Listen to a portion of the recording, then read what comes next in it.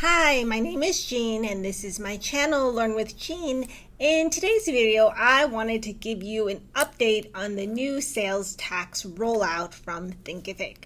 So maybe some of you have seen a few of my videos before on this topic of Thinkific payments, Thinkific commerce, and where things are headed with the platform.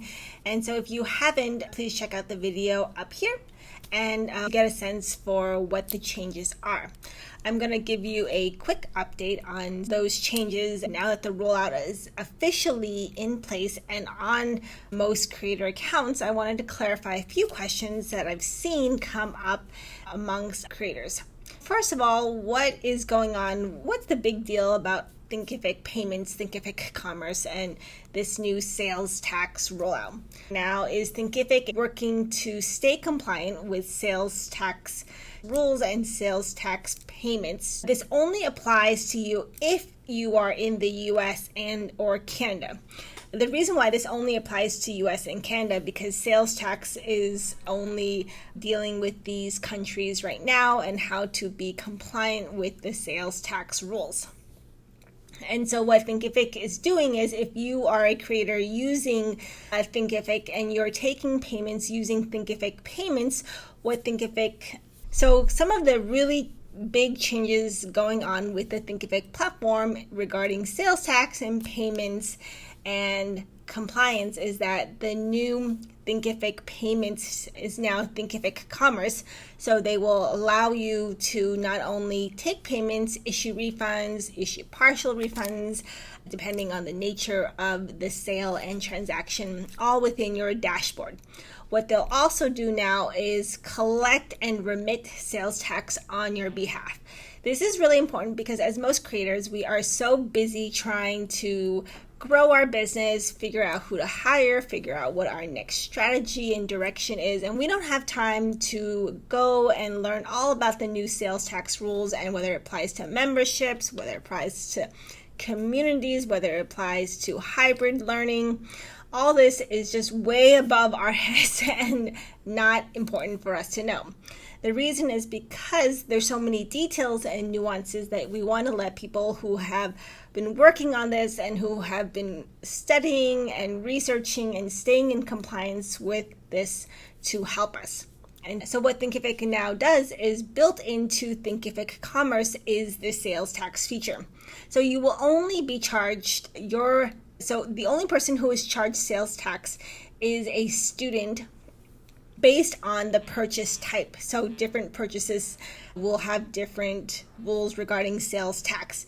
And if you look at the video that I've referenced before, you can set the different categories, whether it's a membership, whether it's a bundle, whether it is a live webinar, and those will have different rules. But all of this is to say that when the person is purchasing it, they will see the sales tax calculated for them at the transaction and checkout experience. And then all you have to do is and so what that does is that it allows Thinkific to stay compliant. It allows Thinkific to stay in compliance and allows you to focus on your business while Thinkific takes care of the sales tax for you. Now, what you might notice is that there is an added transaction fee that you may not have seen before. If you are a creator and you are selling a course and then later on you give a refund to a student, that sales tax is refunded to the student but not to you as the creator. Now, I know a lot of people aren't really happy about these changes, but as a creator running this kind of information knowledge business, you are responsible to pay your sales tax. And so Thinkific is now simplifying the process and taking that off your plate and building that into Thinkific Commerce. Now, right now the sales tax feature is only on when you're using Thinkific Commerce.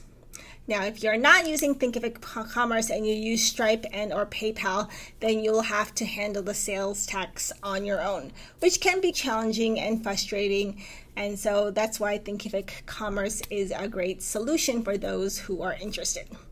Some other key updates is that buy now, pay later is now, so the other key update is the buy now, pay later, and also the mobile checkout, Cash App mobile checkout is now available on all accounts. And so if you don't want those features on your account, you can ask for them to be turned off by reaching to Thinkific support. Now, I know this buy now, pay later is very controversial. A lot of people have concerns. A lot of people think there's some ethical issues around that. And I would just say that in the creator business, there's so many different business models. Some people who just want to sell affordable memberships, they just want to sell courses. They're not looking to be some kind of a high ticket creator or sell high ticket packages. And so there's lots of range of business models out there. And so buy now, pay later may not work for the business model that you are serving. And that's okay. If you don't like it, you don't have to use it. You can opt out and ask Thinkific support to turn it off. Now, buy now, pay later can be a really good incentive if you are trying to sell high ticket or flagship programs. So imagine you are someone who is selling how to make a living by day trading, how to make a living doing real estate arbitrage. And those are some really premium courses, and those are not something that many people have the funds for immediately. But buy now, pay later can allow them to spread out payments over time so that they can still get into the program and get access to the knowledge to up level and reach their next goal. So buy now, pay later is controversial, but it really depends on your business model. It really depends on what you're selling and who your audience is. So regardless of whether you like buy now, pay later, you can have it turned off by reaching out to Thinkific support. Mobile checkout is also an option in terms of Cash App, Apple Pay, Google Pay, all of that.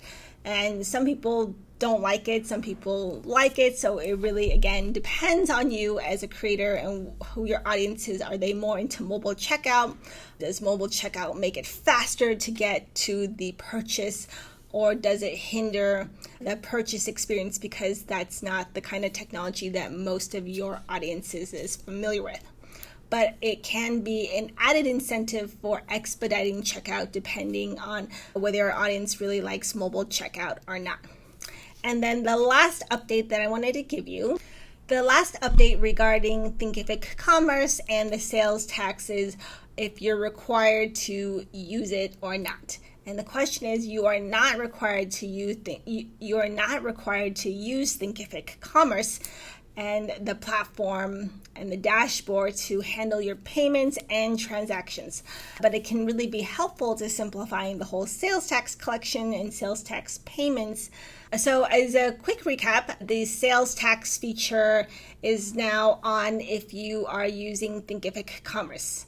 And if you do not use Thinkific Commerce, then you do not have to worry about it. But it's something to consider as they plan to expand Thinkific Commerce to countries outside of the US and Canada so that they can serve a wider audience and a wider group of creators. The whole idea is to make sales tax compliance easier by allowing you to categorize the type of product and help you see what sales tax is being collected in the back end for you on your behalf. Now, sales tax is only calculated based on your students' or users' zip code. So sometimes you may be in a zip code that doesn't charge sales tax, but a student that buys your program does. And so that will be based and determined on their location and the type of product. So the most important thing is you do not have to worry about any of this. Thinkific will handle this for all of you. If you decide to use Thinkific Commerce, Thinkific will handle this for you on your behalf. Now, there is a 0.5% transaction fee using Thinkific Commerce, and some people get upset about it, but it's the nature of doing business and the cost of these kinds of transactions. There's a lot of processing fees, and ultimately that gets passed on to you as a creator, and you can build that into the cost of your products and pricing. And then last of all, mobile checkout is something to consider. If you don't like it, you can have it turned off along with buy now, pay later. Ultimately, as you grow your business, you'll want to think about the fees and how that factors into the cost of doing business and bundle that into your price so that you are having some wiggle room and you're covering your expenses. Being a creator is a lot of joy and really rewarding, but it is a business and you have to think like a business owner even when it's challenging and frustrating. You feel anxious and worried.